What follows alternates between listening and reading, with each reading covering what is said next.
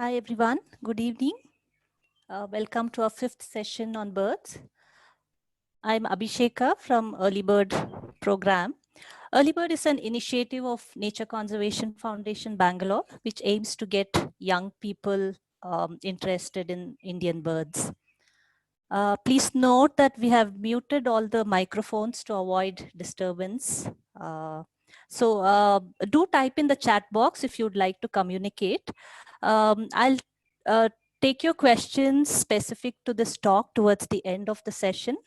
If you have any other queries during the talk, my colleagues Garima and Misha will respond to you on the chat box. So, how are you all spending your time at home while we wait for a few more participants to join in? Would be good if you could respond in the chat box.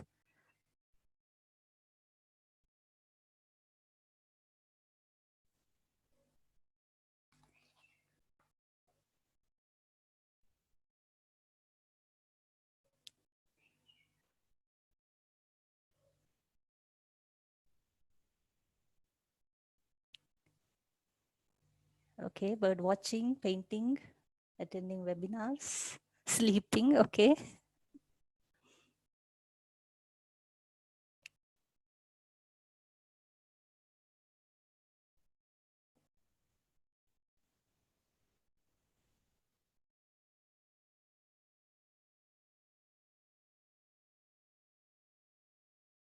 Okay, a lot of bird watching from the window.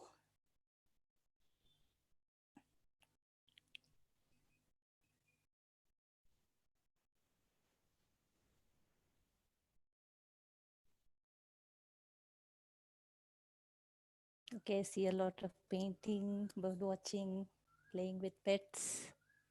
Okay, nice.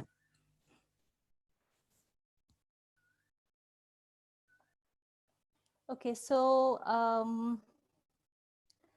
now that we have all been asked to stay indoors, at times I guess it can get quite boring. So we'll have to find activities that will keep us engaged and that can be fun too. So yeah, like most of you have mentioned, I also try and do a lot of bird watching from the balcony. And it's also nice that now that there are hardly any vehicles and less disturbance, birds have been more active. And also because it's the breeding or the nesting period time for birds, I get to see a lot of birds carrying nesting materials or carrying food for their babies, and also chicks that who have moved out of the nest and spending time outdoors. Um, so yeah, for those who haven't watched birds before, I think it's a good time to start to watch birds from your balcony or terrace, or if you have a garden. So we'll just try and look at, especially for the beginners and children out here who have not done bird watching before, we'll just look at some of the most common birds that we can see around our homes and get familiar with them.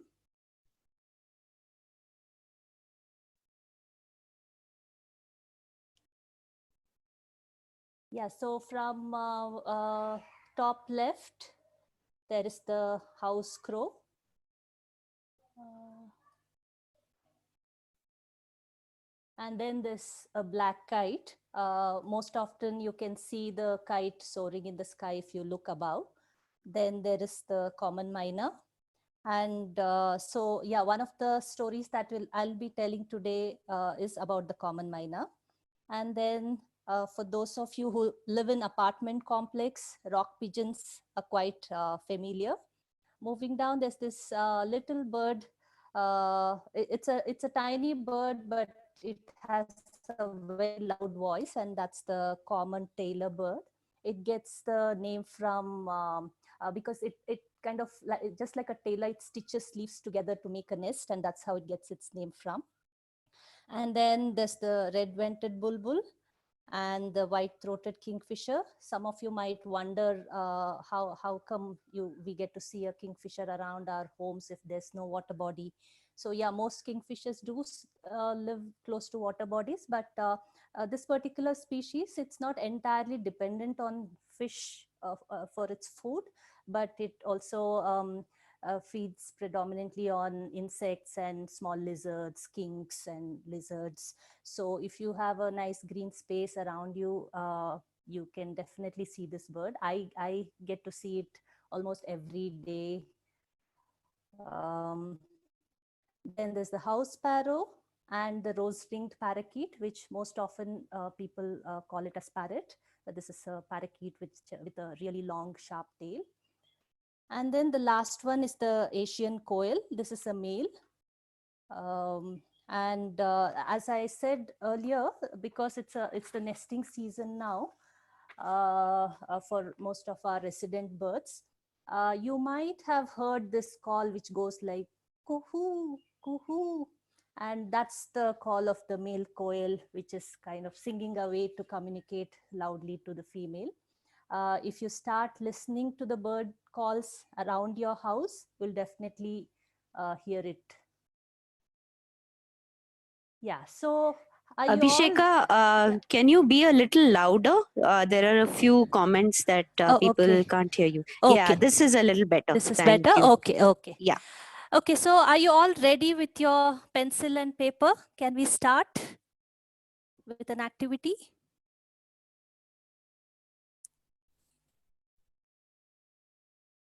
Okay, I just see one message. Yes, please get your pencil and paper ready. Okay. Okay, so let's start with a small fun drawing activity. What I want you to do is just scribble on your paper like this in any form, any size. Just make scribbles. We call it squiggle.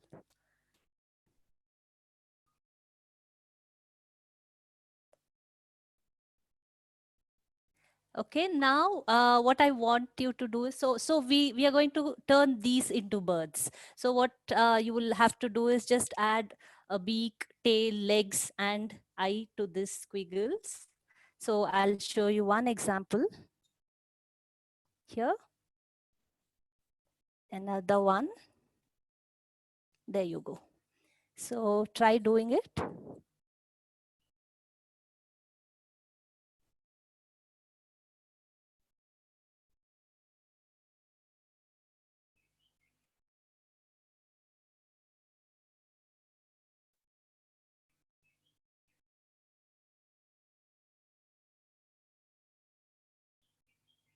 Did you create some squiggle birds?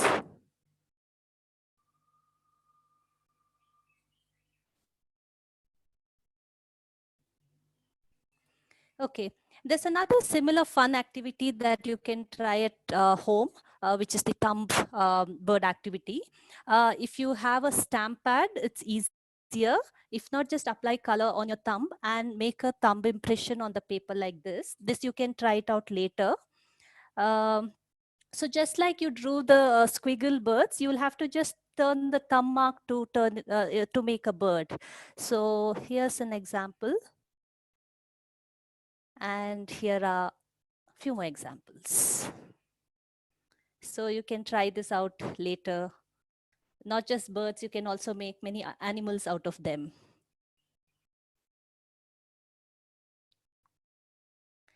Okay, now it's story time.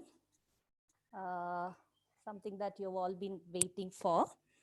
I'll read out a story that me and a friend of mine, N. Chang, had written. So we used to volunteer at a wildlife rescue and rehabilitation center a few years ago in Bangalore.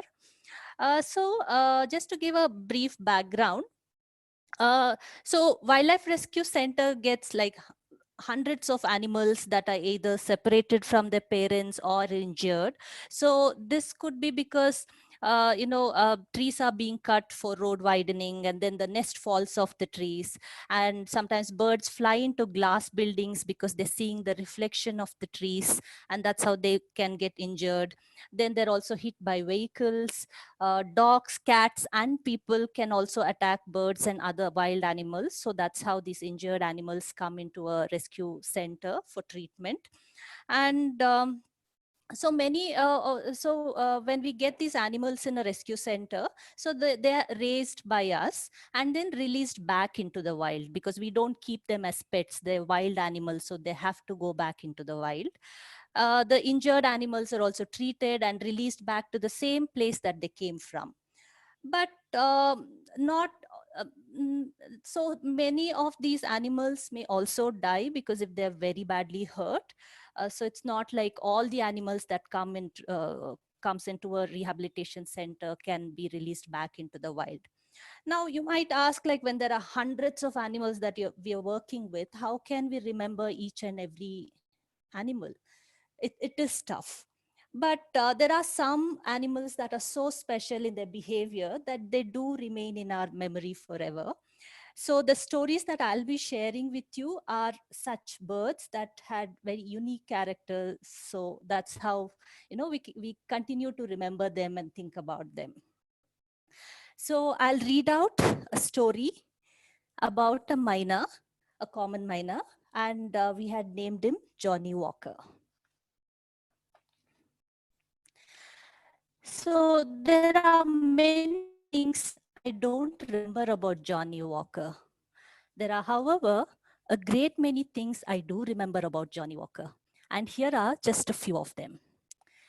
I don't remember how Johnny Walker came to Wildlife Rescue Center, but I do remember how quickly he adopted our quirky family of humans and other assorted animal species.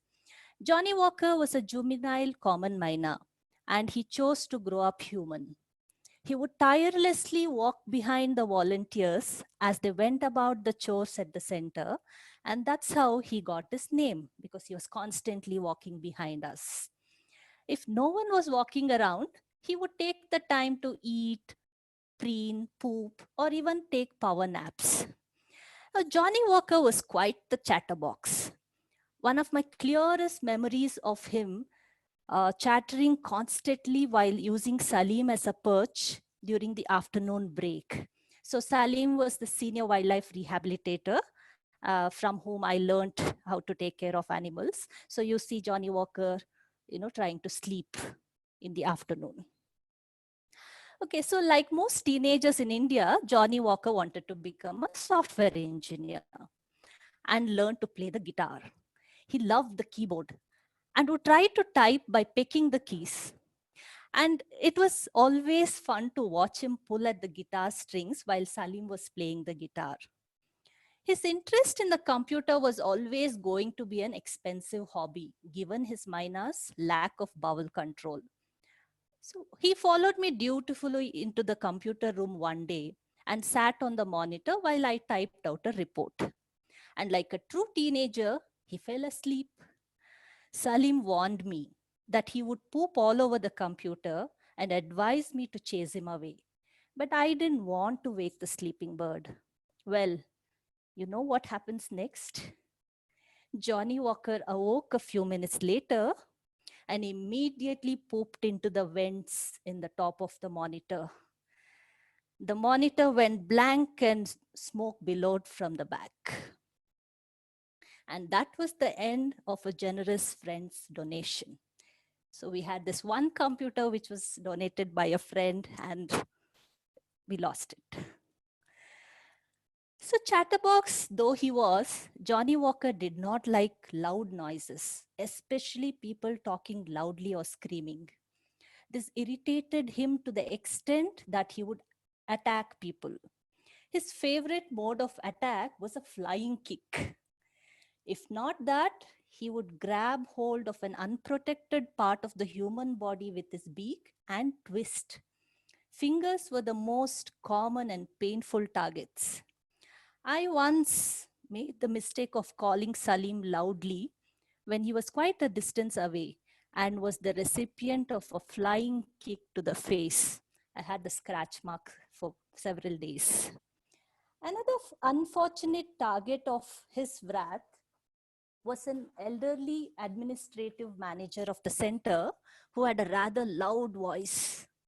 On a visit to the center one day, Johnny Walker mistook the old man's friendly, high volume conversation with Salim to be an argument and flew straight to the old man's face. The rehab center was really a more civil and polite place while under the rule of Johnny Walker.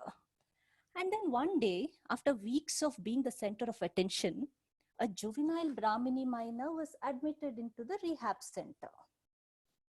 Suddenly, the attention that had all been Johnny Walker's was divided. The Brahmini was happy to have an elder cousin, a similar bird just with a darker color, and followed Johnny Walker around, mimicking him and asking for food. This drove Johnny Walker to distraction, and he truly hated the Brahmini miner. And so, it seemed like the perfect opportunity to rid himself of the Brahmini miner when the Brahmini miner was attacked by a shikra one afternoon. That was when I was witness to the big heart he had. Johnny Walker took it upon himself to save his cousin.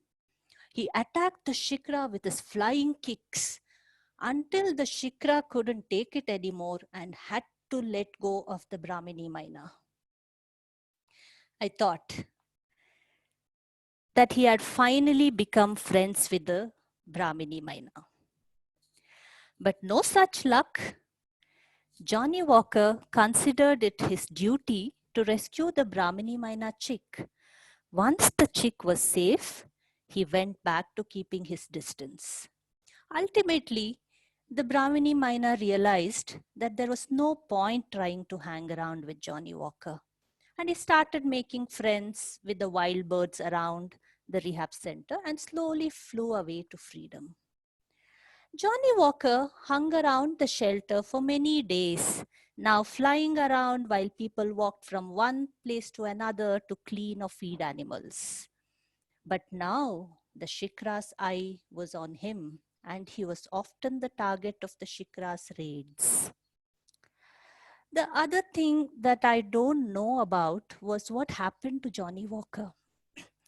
One day, he completely disappeared, and no one knows whether he flew away or became prey to the Shikra.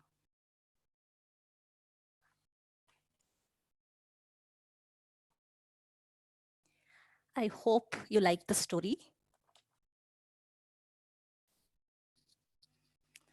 Now, wouldn't it be nice to know how to draw birds now that you've heard the story? So I'll take you through a step-by-step process of how to draw birds easily. So get your paper and pencil ready again.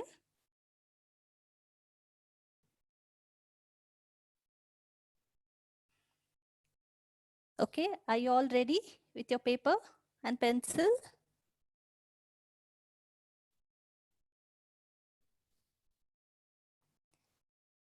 Okay, the bird that we'll draw today is a lapwing. So if you see those red markings near the beak and eye, so those are called the wattles. So it's called the red wattle lapwing. Then there's another species which has a yellow wattle, and so it's called the yellow wattle lapwing. So today we'll try to draw one of these birds. So to begin with, draw an oval for the body. So the most prominent part of a bird that you notice is the body mass. So to represent that, just draw an oval. Okay, now the next step is draw a circle for the head. Now make sure the size of the head is right. Don't make it too big or too small.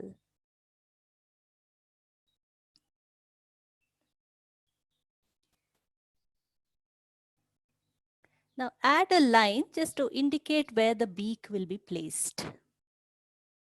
Also check the length of the beak because it shouldn't be too long or too short.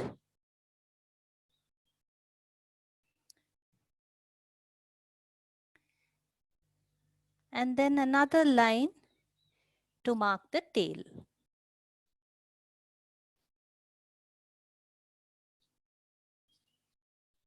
Have you all completed till here? Can I move on? Okay. Now mark the wing of the bird.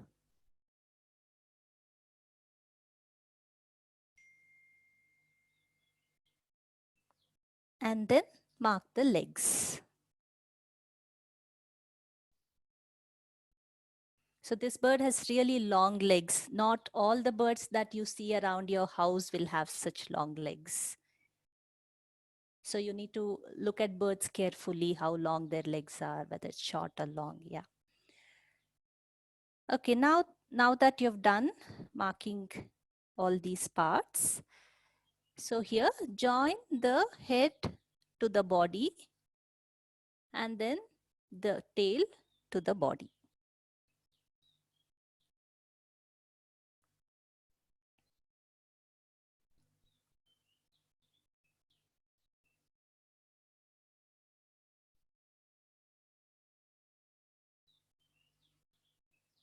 Let me know if you've completed till here because we'll start adding the details from now on.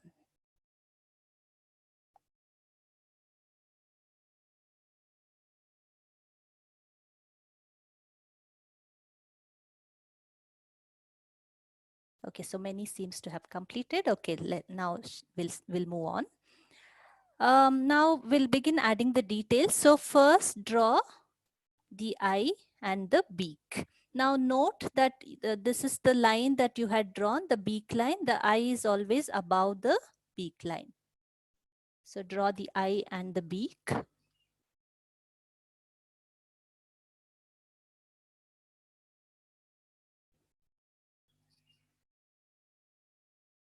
Now you can draw the wing and the tail. So I've just added a bit of markings to show the feather here. And the wing of this bird is quite long, it's extended.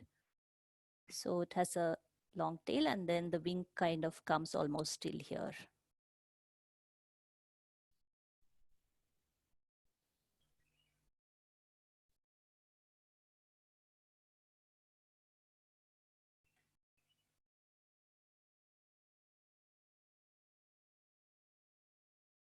If you have completed till here, then draw the legs.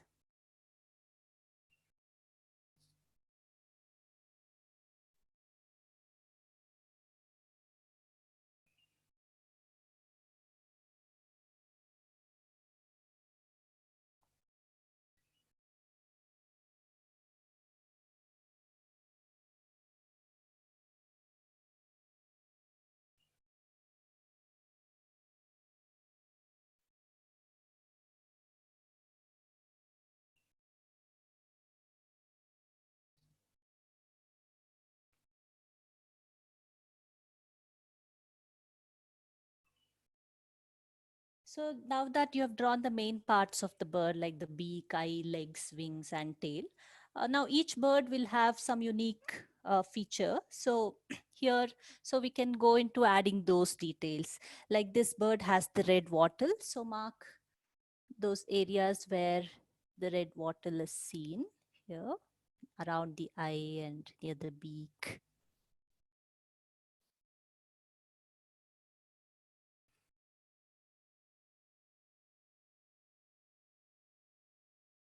And the bird has lot of black in the head, the neck area, the breast, and also the tip of the beak, tail. So we can show the black areas. You can just draw to show where all the black is seen here. You can fill it up also with your pencil right now because this whole area is black. I haven't filled it up. And then the tip of the tail and the wing is also black.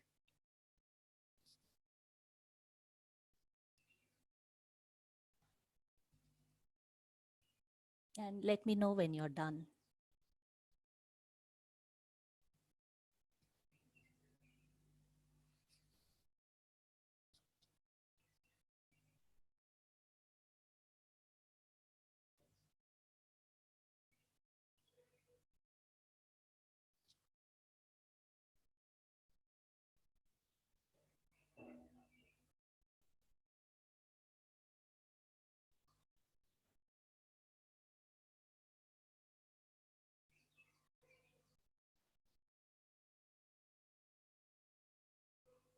We'll wait for a few more minutes because there are people still drawing.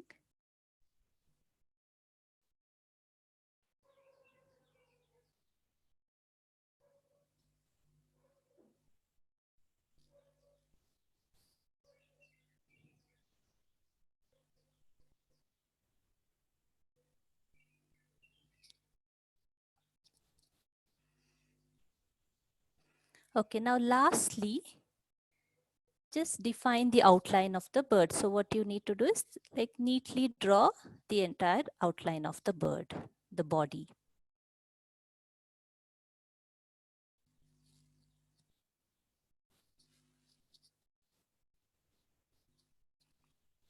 Can't people hear me?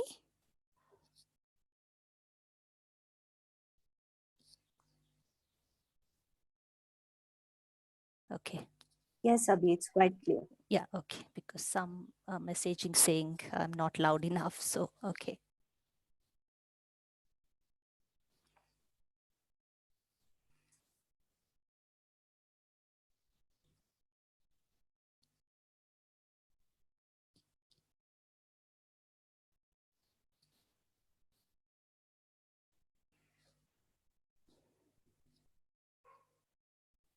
Okay, going further, you can actually, if you want, you can add more details, which we'll not be doing right now, but you can do it later. So you can, when you draw a bird, you can give it more details, and you can also mention the habitat where the bird was seen. So this bird usually, I've drawn a bit of grass here to show that it was on the ground, in a grassy patch. And to this sketch, you can also add details such as, the color of the bird to just mark the color of the bird. For example, where do we see the black in the bird around the head and at the tip of the bill, then this breast area and tip of the tail and wing. And then we see red here, part of the bill and around the eye. And then the legs are yellow in color. And then you can mention what the color of the main body part was. It was more brownish. So you can give in all these details. And so you can also mention, when you draw a bird, you can mention other details such as what was the bird doing? What was it feeding? Was it resting? Was it flying? And where did you see the bird? Either on a branch, on a tree, on the ground, in the water. So details like this. You can mention the date and time when you did this drawing and what the weather was like. And so some important details like this. So you can also color the bird if you like it later. And yeah, so the bird that you drew just now is the red wattled lapwing. Now, if there is some open area around your home and if there are no vehicle sounds, you might sometimes hear them call. I'll try playing the call. Do you hear the call? No, didn't No. come through. Oh, okay. Abhi, you might have to remove your microphone connection Yeah. and then try. It might work. Yeah, I'll just try.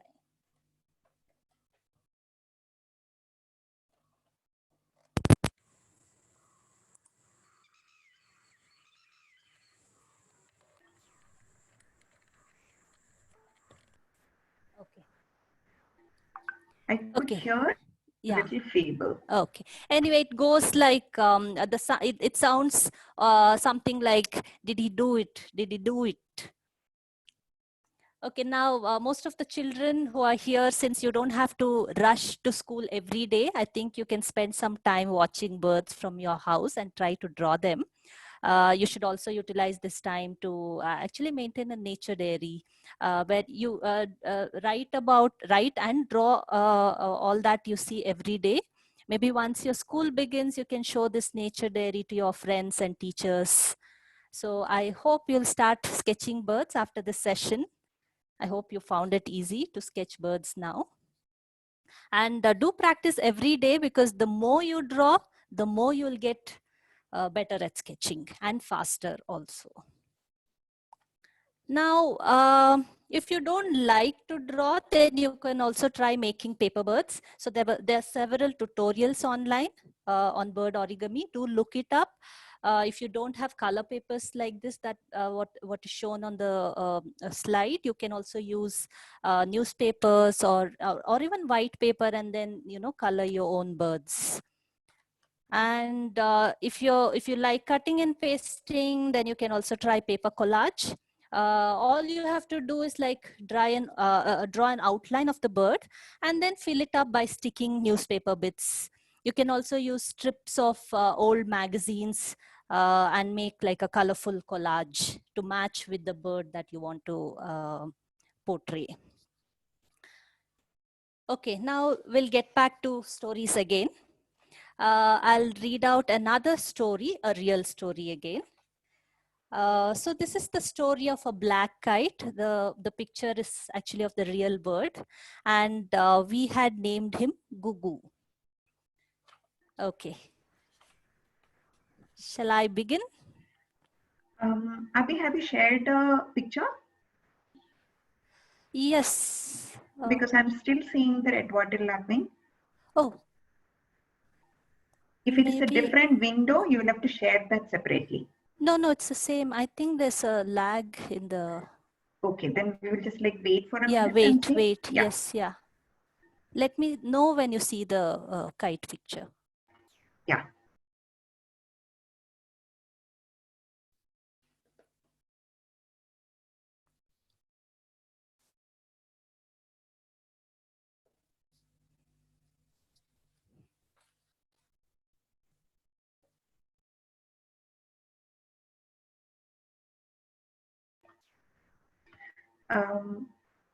Abhi, do you want to just remove the sharing of your screen and like share it once again? It hasn't moved at all, is it? Okay, no, it is still showing the lapping. Yeah, let me check.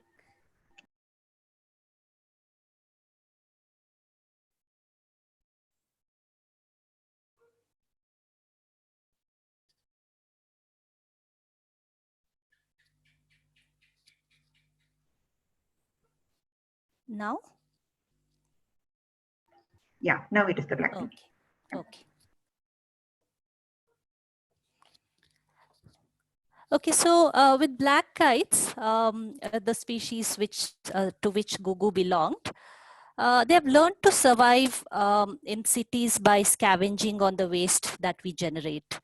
But this has also left them prone to being injured by fast-moving vehicles or displaced by tree cutting when roads are widened. And they're also poisoned by eating toxic food, apart from the natural threats of rain and storms, etc. Several kites also get injured during Makara Sankranti festival when their wings get caught and cut by the manja thread that is used while flying paper kites. Because of this, they're among the most common species in care at any urban wildlife rehabilitation center in India. Now, when we hand raise kites, after they are weaned, I mean when they stop taking food from us and they're able to eat on their own, they are shifted to a large, long aviary to practice flight, like a really long cage. Food is left for them around in this aviary so that they can learn to pick up food on their own.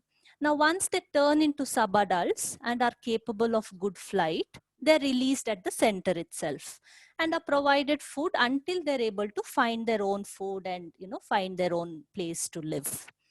Now, Gugu was a fledgling when he was rescued and brought to the rehabilitation center. Fledglings are birds which have moved out of their nest and they're moving around with their parents, but then they're still dependent on their parents. So we don't know what happened to Gugu's parents, but this fledgling was given to the rehabilitation center. Now he was hand raised with all other kites and then released at the center. However, unlike the hundreds of black kites that turned wild soon after we released them, Gugu decided to stay at the center and continue to be dependent on us. Any frequent or regular volunteer to the Bannerghatta Rehab Center could not miss the black kite perched on the huge Indian lilac tree next to the kitchen, calling shrilly, kee, kee, kee, kee, kee, kee, kee, kee, asking for attention.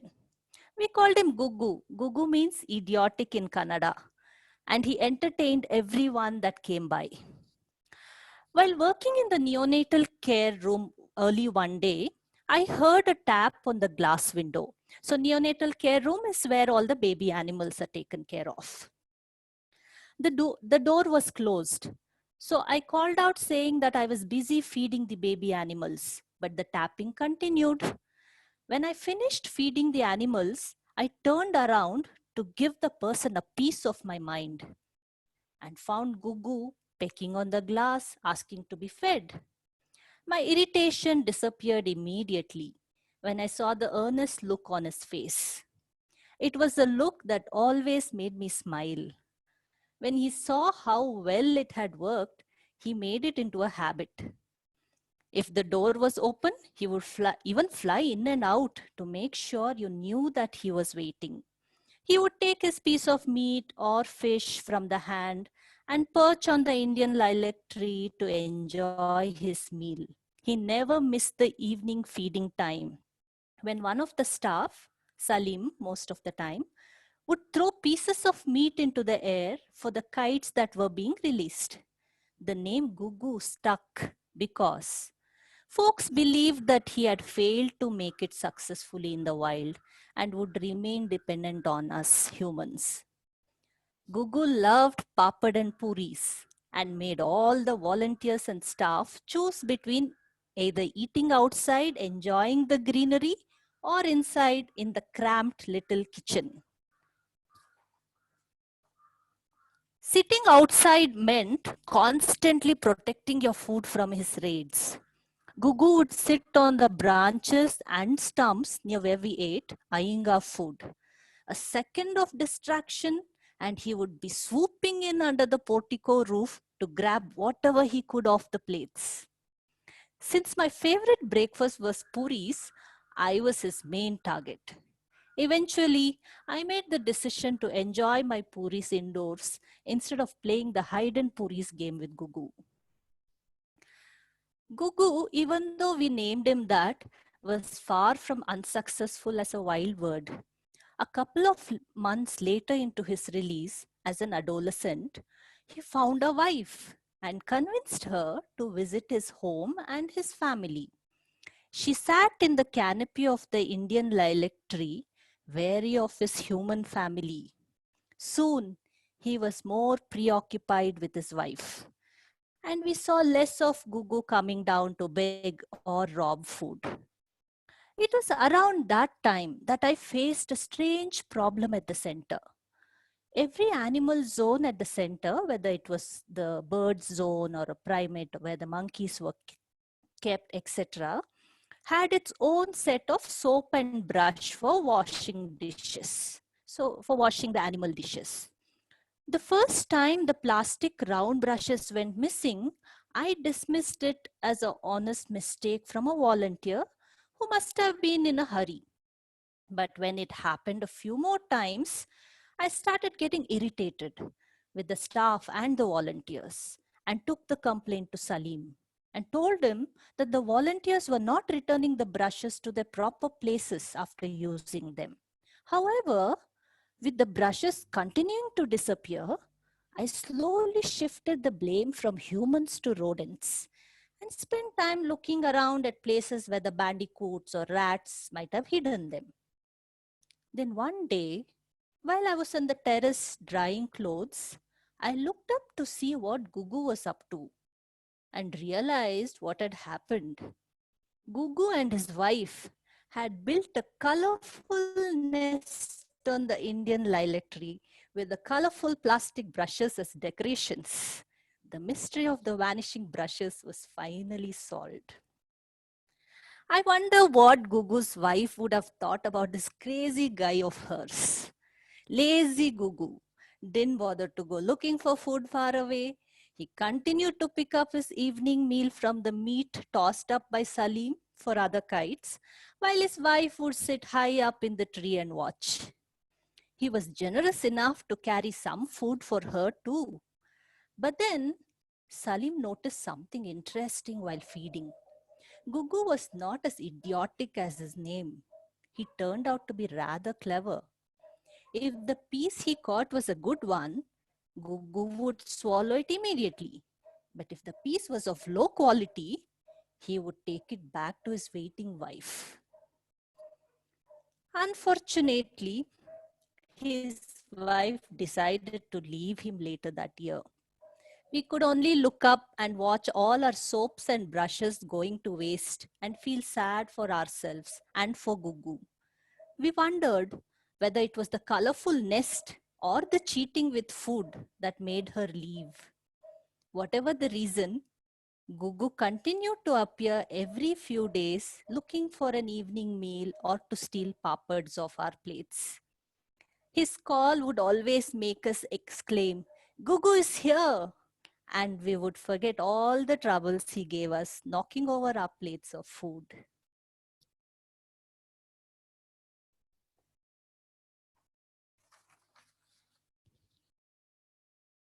So that was Gugu's story for you.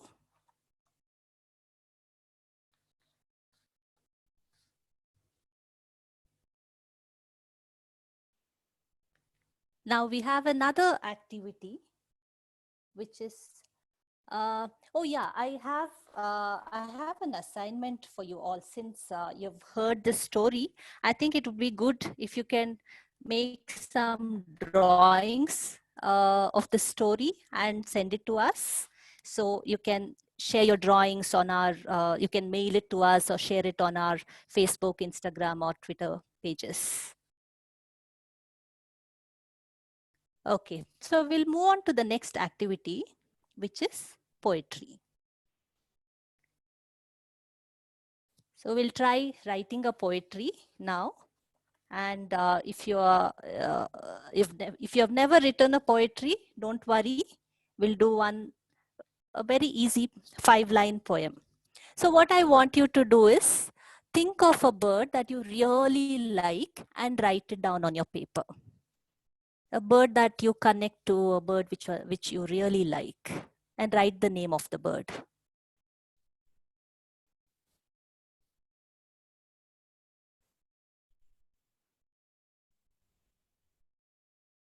Yes, just the name.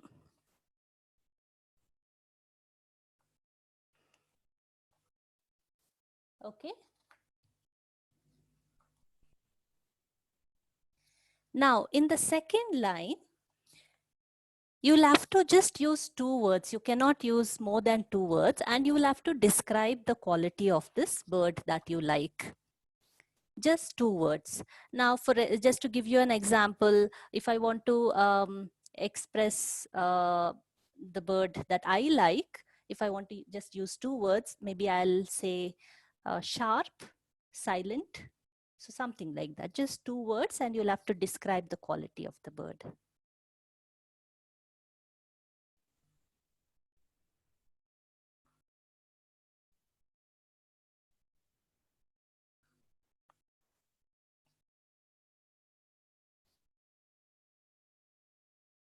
Done? Okay.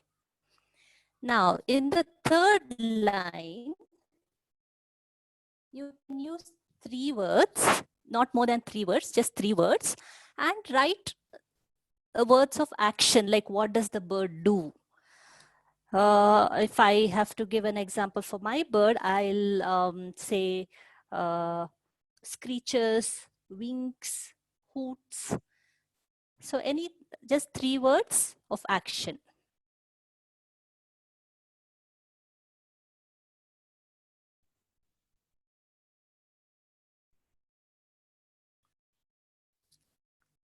And let me know when you're done.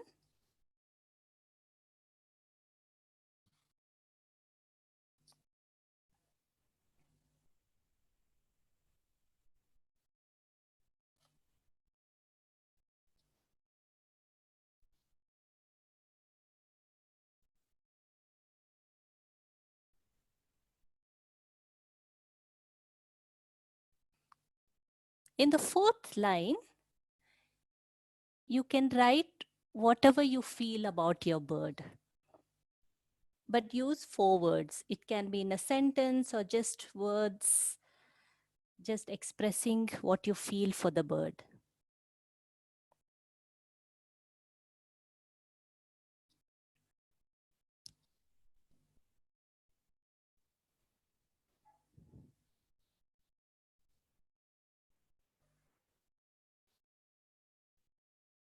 And in the last line, come up with your own name for the bird.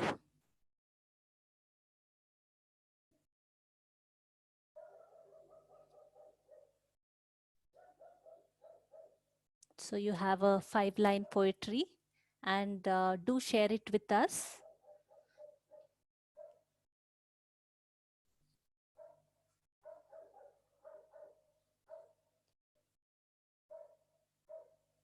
I hope you've all done with this activity.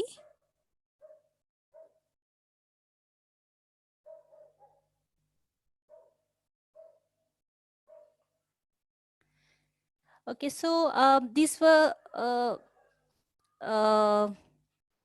small part of like the numerous activities that we can do staying at home to connect to nature.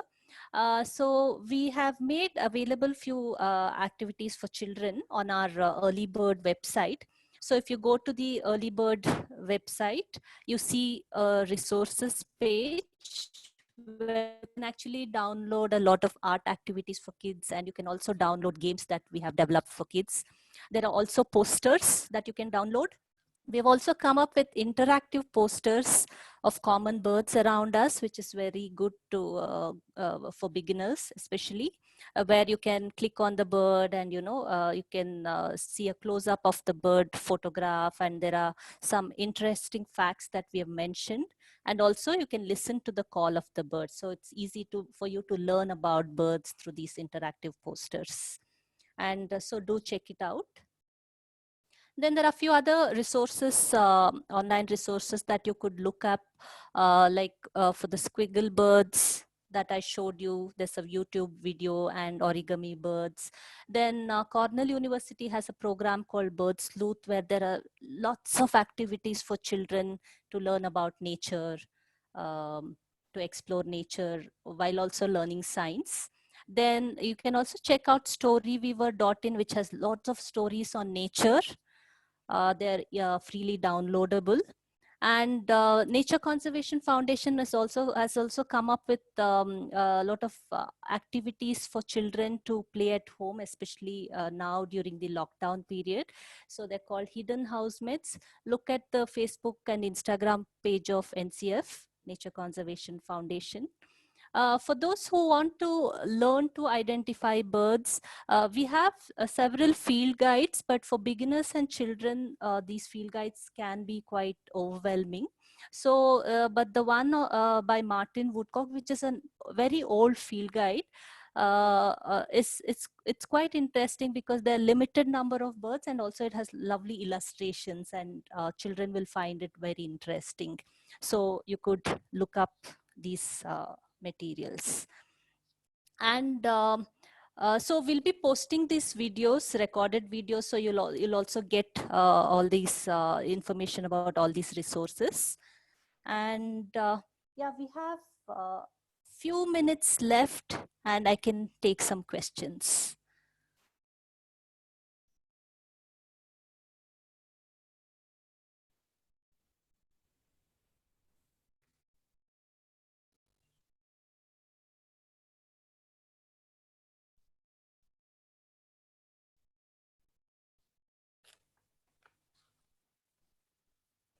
Maybe you can type in your question in the message box if you have any questions.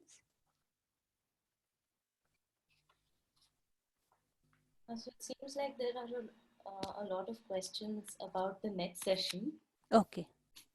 So if everyone can hear me, the next session will be tomorrow at 5:30 p.m. It's going to be a quiz, and it's for beginners of all ages. And we'll have basic questions about birds. in a very fun and interesting way. And if you want to know details, you can check our Facebook or Instagram page, and you'll also be able to find the link to join the session there. Abhi, there Yeah. was a question earlier Hmm. about how did they feed Gugu?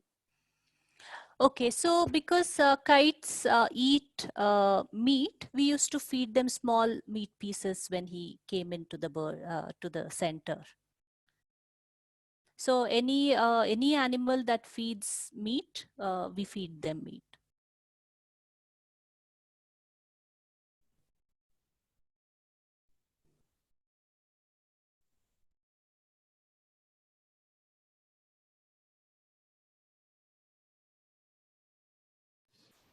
Someone is asking what is the difference between a bird's call and song? Okay, and earlier I think I also saw a question on why do birds call or something like that. Okay, just to answer both the questions in simple terms. So birds call for various reasons. It could be just to communicate between the parents and the children, or it could be a male trying to impress. That's why it sings a song. It is to impress a female, to attract a female. So there are then it can be warning call. If they see some predator, then they use communication, a call to communicate, there's a predator around. So various reasons. The difference between a call and a song, that's the question, right? Hello? Yes, Yeah. that's the question. A call is like how we communicate. So it's like language, how we talk. So it's natural, like we can use sounds and uh, talk. But then a song is something they learn. It doesn't come naturally. They'll have to learn from the parents and of their own species. And a song sometimes is mostly used to attract the other, to attract mates.